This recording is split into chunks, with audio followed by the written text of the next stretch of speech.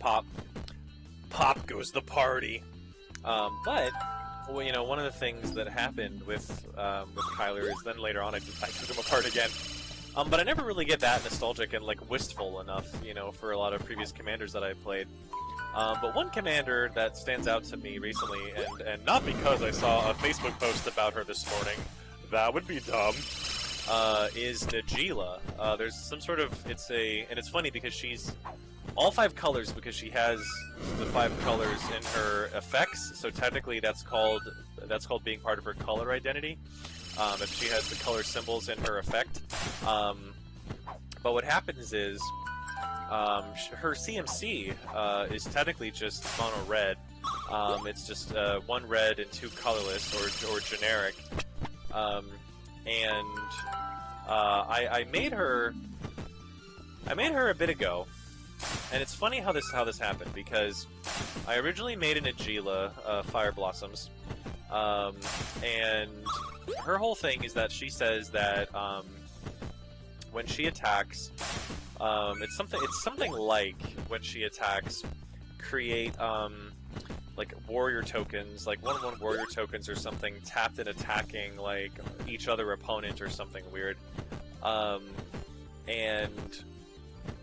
what was interesting about this is I originally made her to be Voltron, and I thought, oh, I'm just gonna make like a Voltron Agila because, and I did it because I actually didn't have very many other cards, and in my collection at the time I had a lot of white and red enchantments, and so I'm like, okay, I guess this is a Voltron just out of happenstance. And what ended up happening was, turns out that like that was actually really powerful because I was having a lot of these like protection effects on Najila, and people like weren't touching her. And then, like, I was able to then keep attacking people and keep making more and more and more warriors. And I think the effect was something like, make a warrior for each warrior you have. So then, like, on each of my battle phases, I would then, like, keep exponentially making a bunch of warriors and no one could really touch Najila. I didn't really understand, though, that was actually, like, really good and really powerful. And what I saw when I read the effect of, like, because I didn't, and specifically what I mean is I didn't understand at the time how powerful it was that I had these Voltron effects that basically said, you know, these enchantments that said like, don't touch Najila, she has protection, she's in, you know, spell or hexproof or whatever. Because then what I did is I just read the effect. I really tuned into the effect part that said make warriors for like each, you know, warrior you have. And I ended up being like, oh, I think this deck wants to be warrior tribal.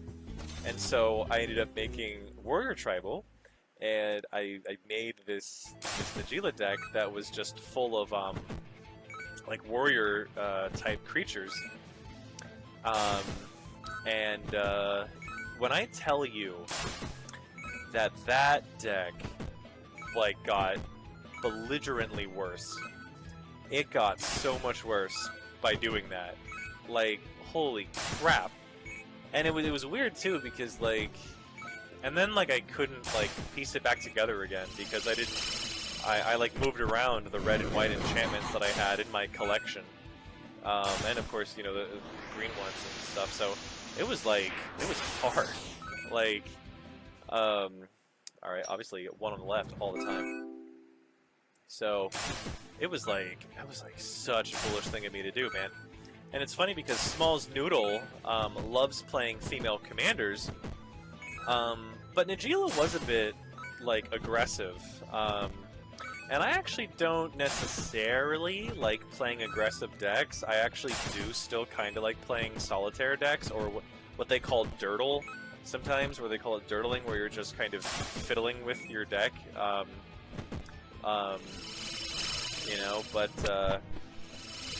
you know, the 2 colors that I tell you what, you know, for sure, one of the 2 color combinations that are really out of my comfort zone, no lie, are like Grixis and Jeskai.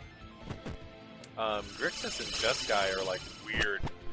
I think Jeskai is a bit more up my alley. It seems to be a bit more of like a because I like to make a pretty board and draw a lot of cards, like, you know, just like get a lot of creatures out and have a lot of card advantage. Oh man. Anyway, Cowpoke. This one. Anyway. Nice.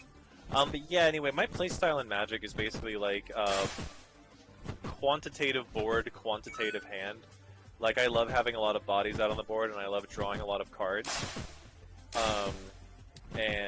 I think Jeskai seems to do that a lot better than Grixis, because the thing about Grixis is they call it interaction. It's like, it's absolutely like all the interaction colors, because the synergies of those colors are that like black has hard removal, blue has counter, and red has damage removal. So it's like all of the removals basically. Now white of course has like exile removal, but when you look at like, and certainly white black Orzhov definitely can get scary, but like when you look at like black, or we look at the Jeskai, the white blue red instead of black blue red.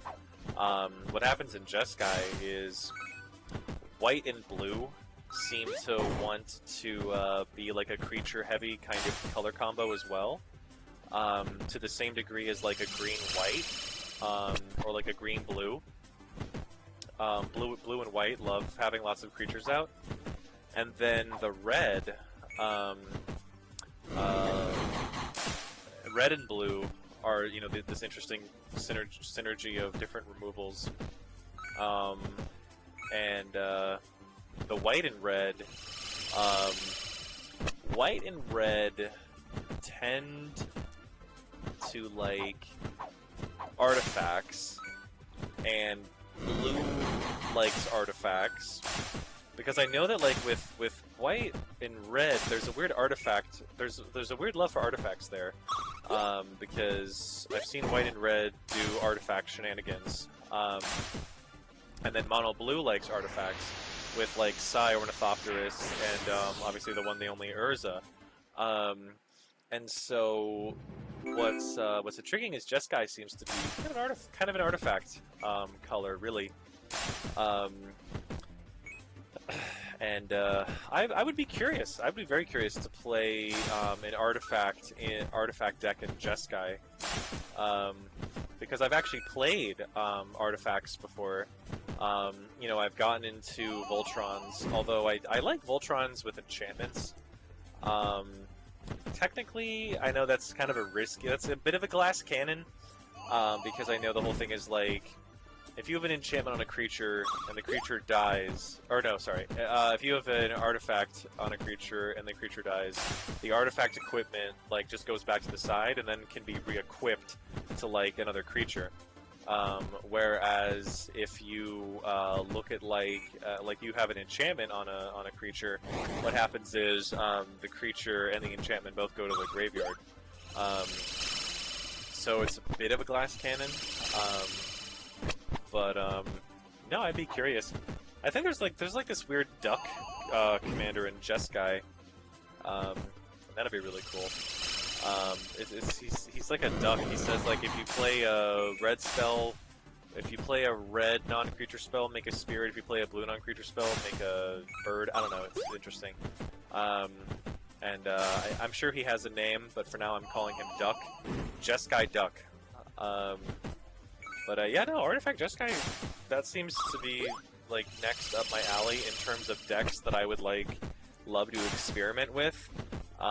Here's the thing, I'm a bit of a broke-ass millennial though, and so I only like to kind of play like the cheaper decks. Well, lo and behold, the cheaper decks tend to be the decks that just draw a lot and make a big board. Yeah, in fact, sometimes I'm actually curious every now and again about getting back into Oboon. The green, red, white commander that was Landfall, because I recently put together a Selvala deck, and she's based off of the Inara tokens Selesnya deck that came out fairly recently.